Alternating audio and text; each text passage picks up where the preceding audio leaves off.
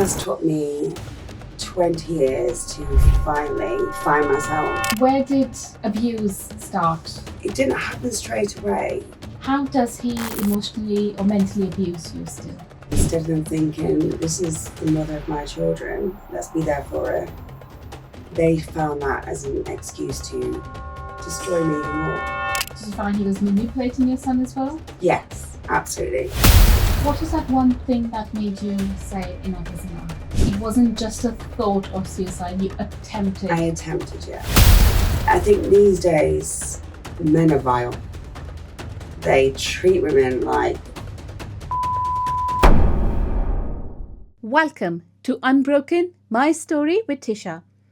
This is where we talk about failures, challenges, and the lessons that shape us. We explore resilience, inner strength, and growth. Today's guest is someone who has faced multiple abusive relationships, but has found strength in themselves to overcome these challenges. Please welcome Louise. Louise, thank you for being part of this episode, and of course, welcome. You're very welcome. We have spoken beforehand, and I know you've gone through some difficult times in your life. Would you like to share what you have gone through? I mean, there's a lot. I think one of the main things is abuse and control, and men or women don't open up enough. It's a scary, scary place. And it has took me 20 years to finally find myself. And when I talk to people, I'm like, I know it's hard, but there'll be one day where suddenly it just clicks. When you say abuse, let's break it down. Okay. I'm assuming this is abuse in a relationship. Yeah. And not childhood abuse. No. So what was your childhood like when you were growing up? What was it like in your family with parents and siblings? It's a great childhood. We lived in a cul-de-sac. I think back in the 1990s, that's where everything was safe. It was ace. So we lived in a cul-de-sac, and I can always remember this. And the family, the houses were all friends. The moms and dads would have a party in one house, and they'd put the kids in the other house with films and stuff. But because it was only like this distance, you did that in the 1990s. It was great. Yeah. It was, it was great fun. However, my parents were quite strict, and yes, I rebelled. And because I was running for the county, people used to come and pick me up at 1 o'clock in the morning, and I used to sneak out the house with my running gear on, and then come back at 6 in the morning going out to be for a run. Yeah. You couldn't get away with that now.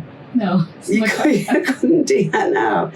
So, they were very strict, and I think that's why I rebelled a little bit. And then you finished your school? Yep. And then what happened? I went on to college, do performing arts, because I was a dancer, and at the time I was teaching dance as well. So I would go to my normal class at 9 o'clock in the morning. I'd finish there at 10:30 and go to another studio and teach dancing until 5 o'clock. I did 2 years of performing arts. I got into Anthony Hopkins Stage Court in Wales, which I am Welsh, so I got into Liverpool, Manchester, and then stupidly, at the time I was with a guy, my first love, he didn't want me to go, so I ended up stocking shelves in a supermarket instead.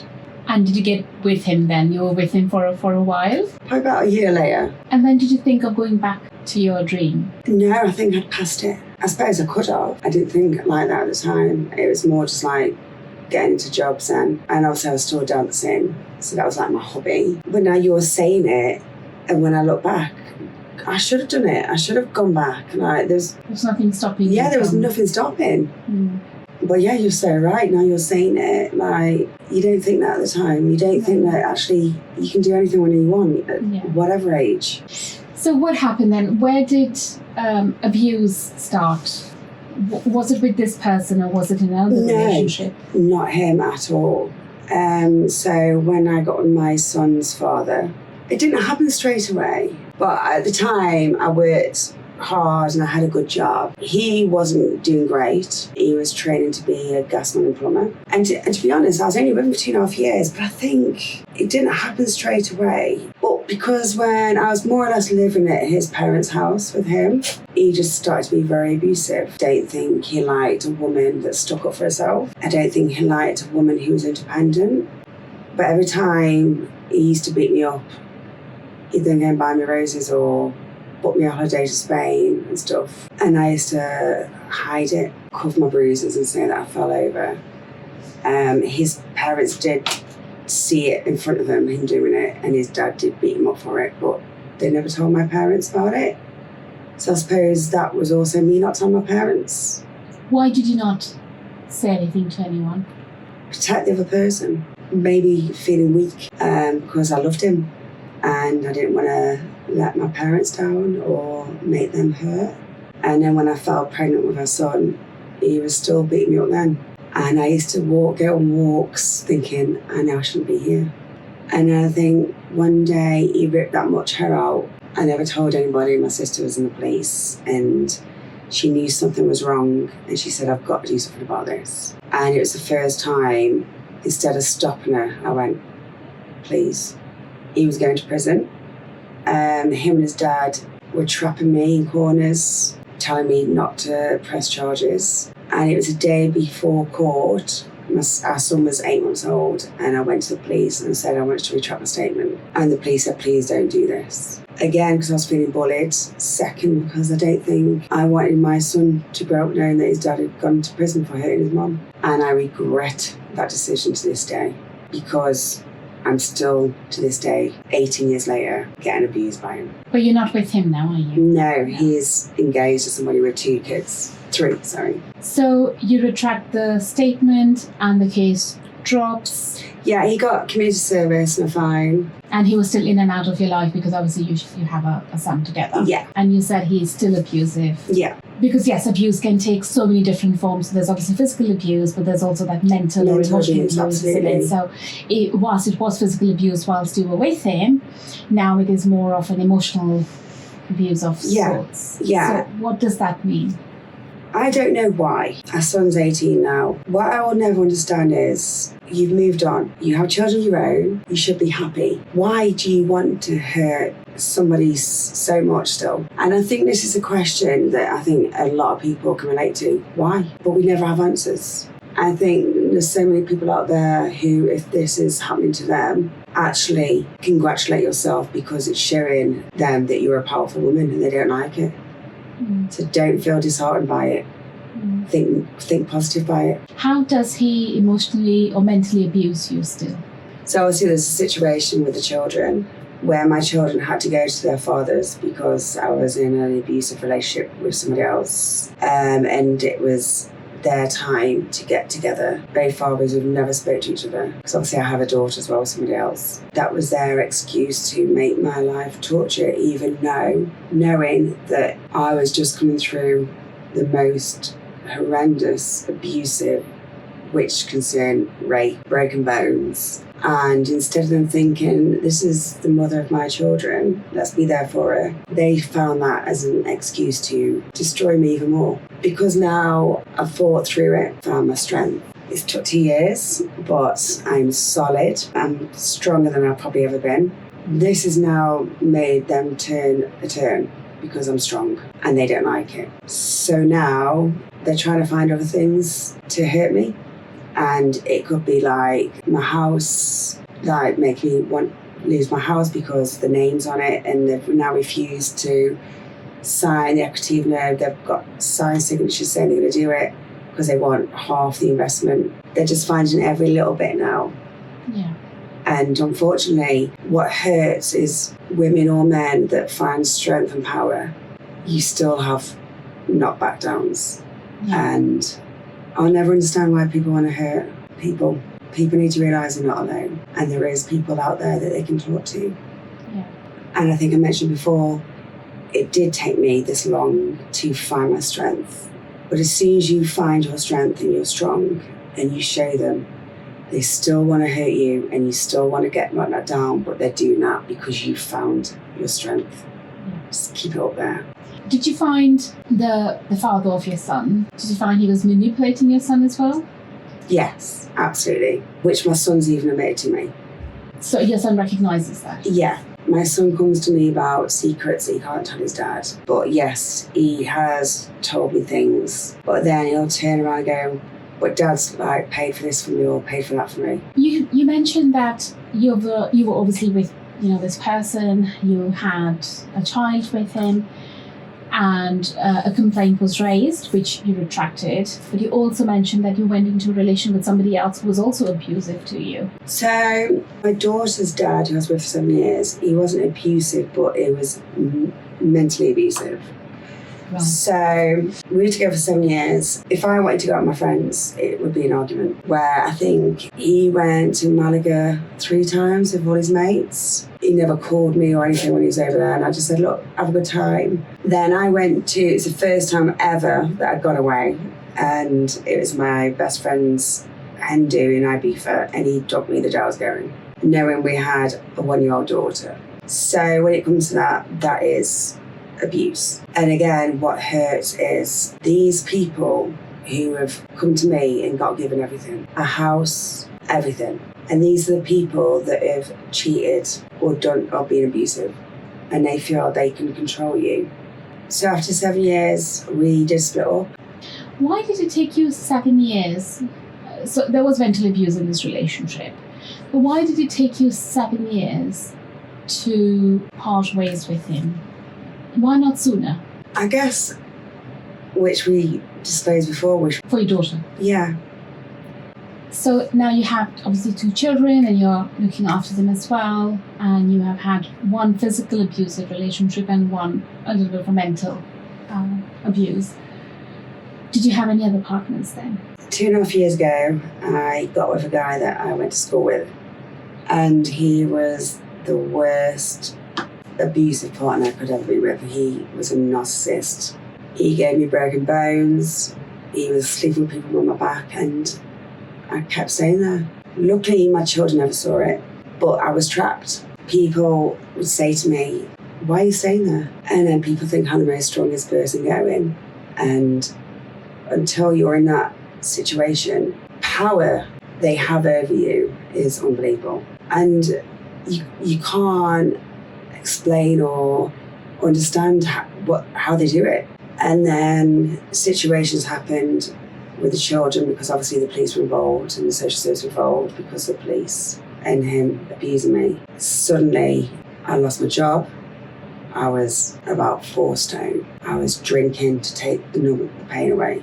I had counselling, and it's the first time that I actually said I need help. I opened up to my family, and I never did. And people are scared that people aren't going to be around.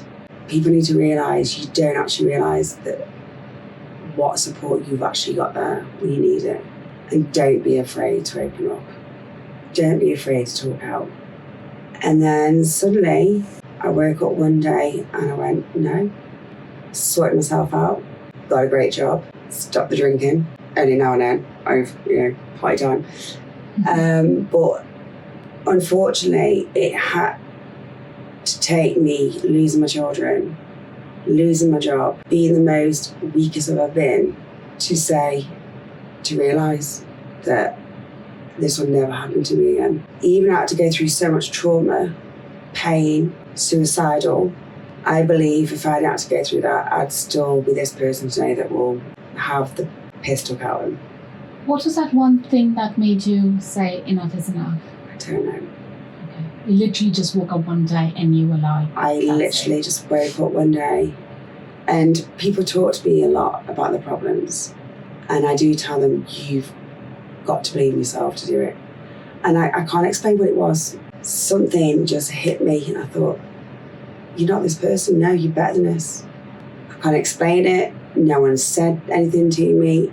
It was just something just come over.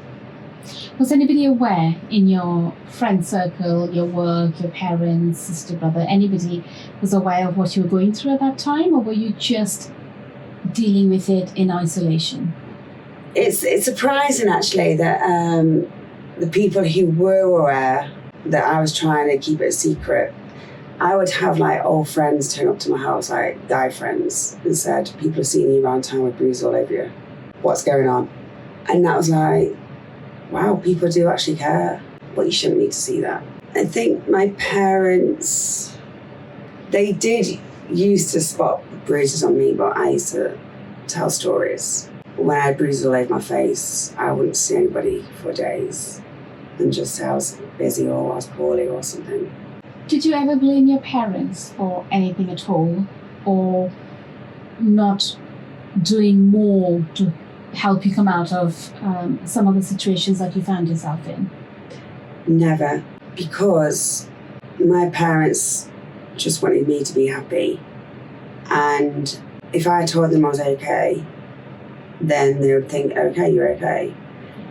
If they believed it, I don't know. But maybe that was a mechanism like to think if I push her, she might, exactly. Yeah. So I think maybe they made me aware that they're there if I need them. You mentioned something right now that I would like to talk about, because there could be other people out there in a similar situation, and it'll be helpful to hear your story and see how you overcame. So in particular, I want to talk about suicide that you mentioned. I'd lost everything at the time, and my last ex-partner, he was treating me for a fall, and I don't think I really wanted to kill myself. I think it was a cry for help. It's very selfish of me. And you do have to realise sometimes about the people you're going to leave behind. Because you can go, but these are going to suffer for the rest of their lives. However, I think if you're feeling that deep, you've got to speak out. So yeah, I think it was more for a cry for help. Can I just check? It wasn't just a thought of suicide, you attempted? I attempted, yeah. Okay. But obviously you were fine.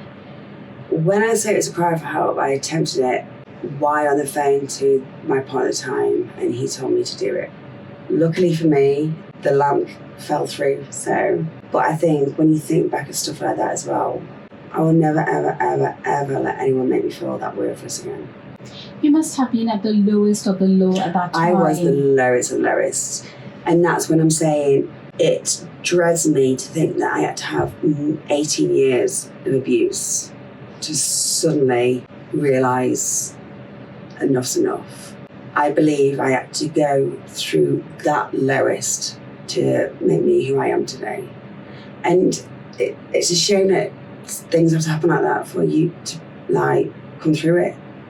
And nobody should ever go through anything like that. No one should have to feel the pain. So yeah, it hurts that I had to go through that much pain to make who I am today.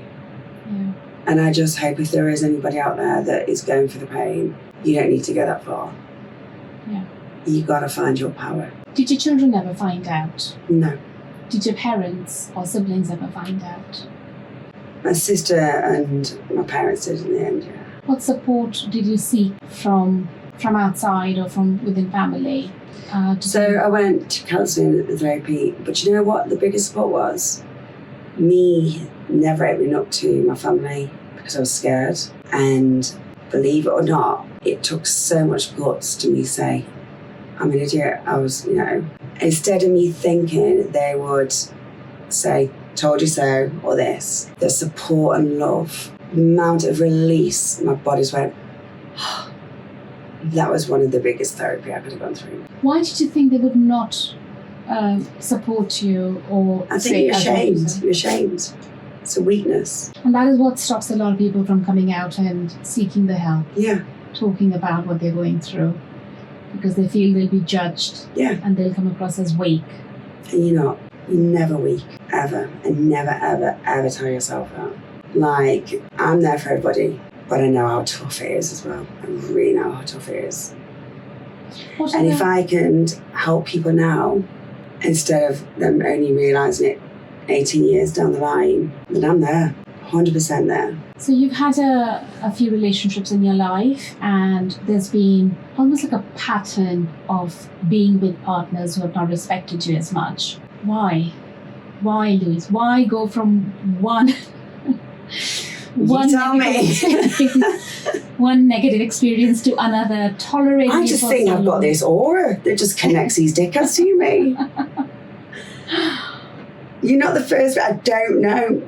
Do you know what it is? I think I go for insecure people. And I think, honestly, if I could answer this question, I would. But I also think I see a neediness in them where they need like help or something. So I'm like, I can help you. Maybe that's it, I don't know.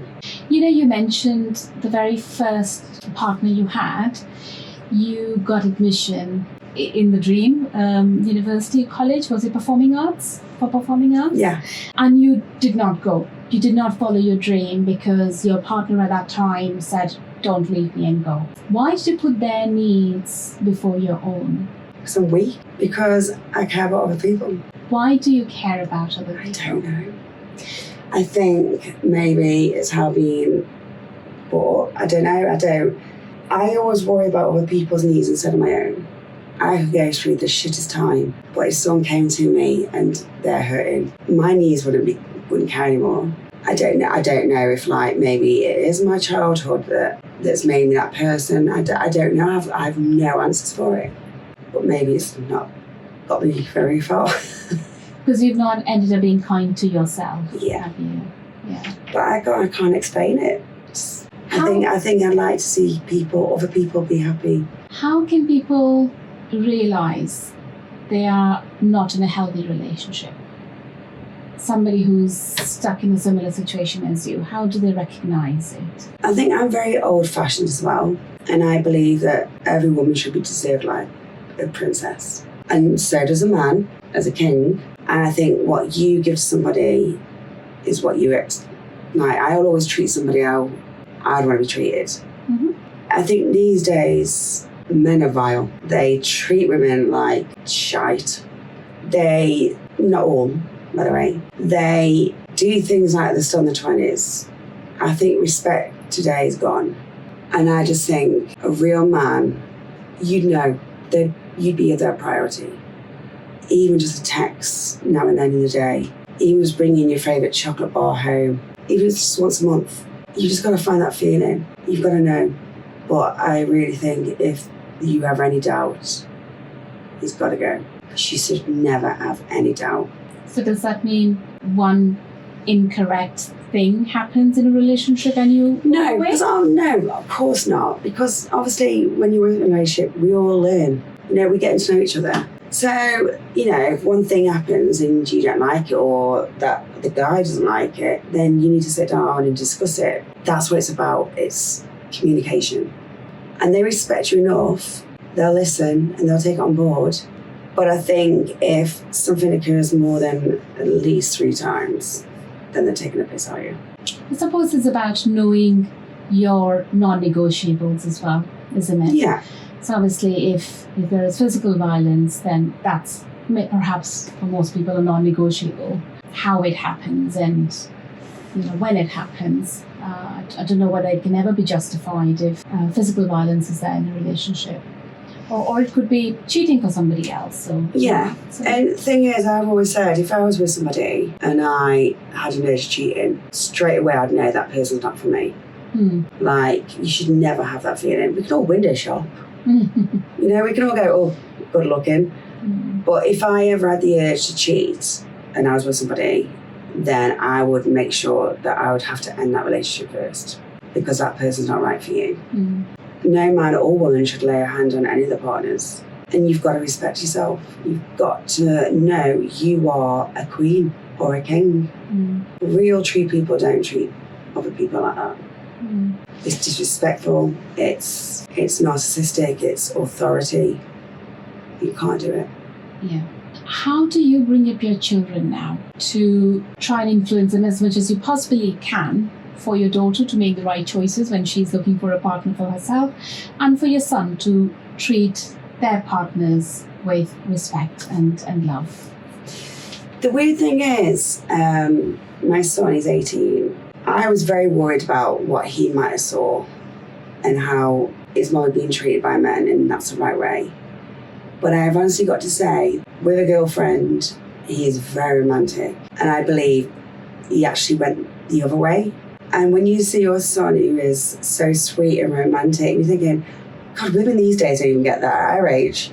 I'm very proud that he respects. And I think maybe because I've always said to him, never ever disrespect a woman. And he's always said to me, I never will. So you got 2 lovely children and you are in a stronger position now. Mm-hmm. What is your mental health like right now? The today you. How do you feel about yourself, your mental health? Yeah, today me, I mean, there's 2 dads out there that are still trying to destroy my life. Does it hurt me? Yeah. Do sometimes I cry at night and just wish why? Yes. However, if I didn't wake up in the morning and say to myself, there's a lot more shit going on out there to other people, even though I've got to keep fighting, even though I don't deserve to keep fighting, I'm going to keep fighting because I will not let them win again. So yes, I do struggle sometimes, but I've got to be strong. And you have found the strength to carry on with the fight? Yeah. Who is your go-to person? Who do you fall back on? Who do you rely on when... My dad, he's my best mate. And that also hurts me because he's going through my pain. And it makes me feel terrible. And he can't relax, he can't enjoy his life because of everything that's going on. So that does destroy me. But yeah, he's my go-to. What should somebody do if they don't have somebody else in their family to go to or in their friend circle? They are well and truly alone and isolated. There are people out there that you can call, but I can't stress, and there's so many lines out there that you can call. Yeah. But I can't stress enough. Please, if you're struggling, get on that phone and speak to somebody, and you will not understand how much it will help you. Yeah. You're not alone. Just to talk and get that pain out is going to help so much. It also gives you clarity, I think, when everything inside you can just verbalize. Yeah. It gives you clarity on what you want. And I think a lot of us out there, like I did, we kept so much in us.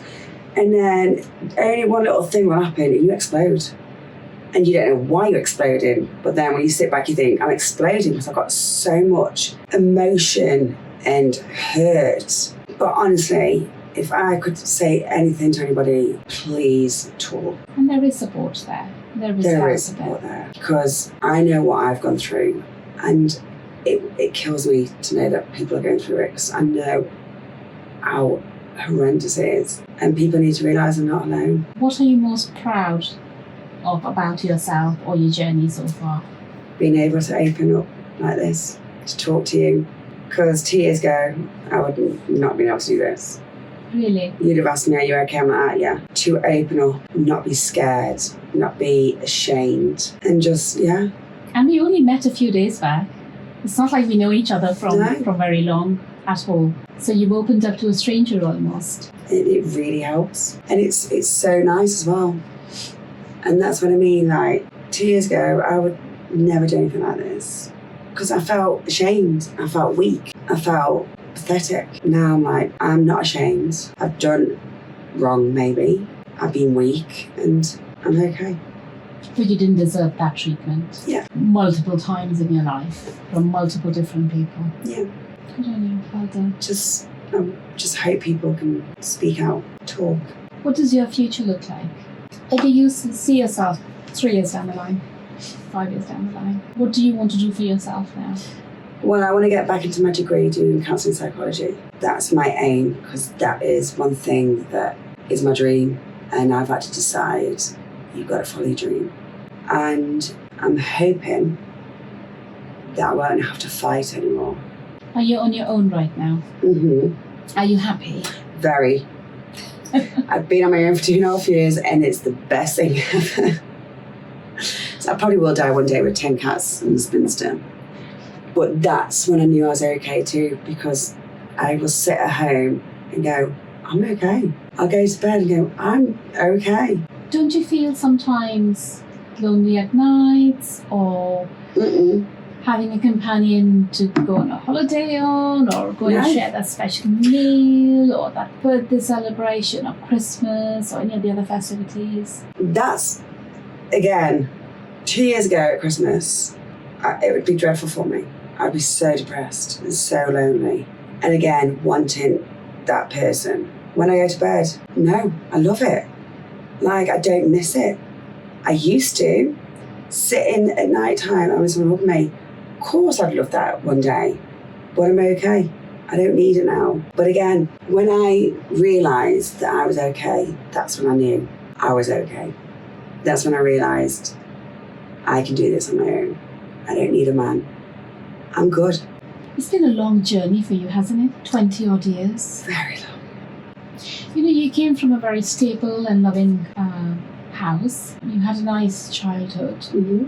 But do you think you still grew up to be a needy person who needed attention from somebody, and that's why maybe you stayed in relationships? Yeah, I mean, this is something that I've sat back before and thought, wait a minute, let me think back to my childhood. Why am I like I am? Why do I do this? Why do I do that? My parents were amazing. However, when I look back, do I remember my parents hugging me and saying they love me? No. Do I remember my parents sitting down with me doing homework with me? No. That's why with my kids, I'm always loving them. I'm always telling them I love them. And it's very surreal, and so yeah, maybe that has an effect. I don't know if that is exact why, but it possibly could be. Is there any other message you would like to pass on to anybody who's listening to you now? It's one thing I will say. When you're getting belittled, you're getting treated like you're nothing. Don't blame yourself. Actually look in the mirror and go, they're only doing this to me because they're jealous of me. That's why they're belittling me. And walk out that room, your head held high. And remember, people only bully other people when they're bitter and jealous. Yeah, and that could be true for any relationship. It could be in your workplace, could be your friends, could be in your family, could be your partner, could be... That kind of fits in everywhere. It's for everything. Louise, thank you so much. I think you've been so open and honest today. Thank you for sharing your story. Thank you for inviting me. With me and everybody else. I hope people have learned something from it today. I hope so. Found some ways to come out of maybe some of the situations they find themselves in. It's tough. It's tough. And people need to realise they're not alone. They're really not. And the last thing I would ask you to do is write me something nice and positive here again, which I can put. I've got a board there just behind you, and I'm collecting all these positive messages, and hopefully when my board is full I will share it with everybody as well, and you can just date and sign it as well. Yesterday was history. Tomorrow is a mystery. Today is a gift. Thank you, Louise. Thank you so much. And I wish you all the very best for the future. Thank you.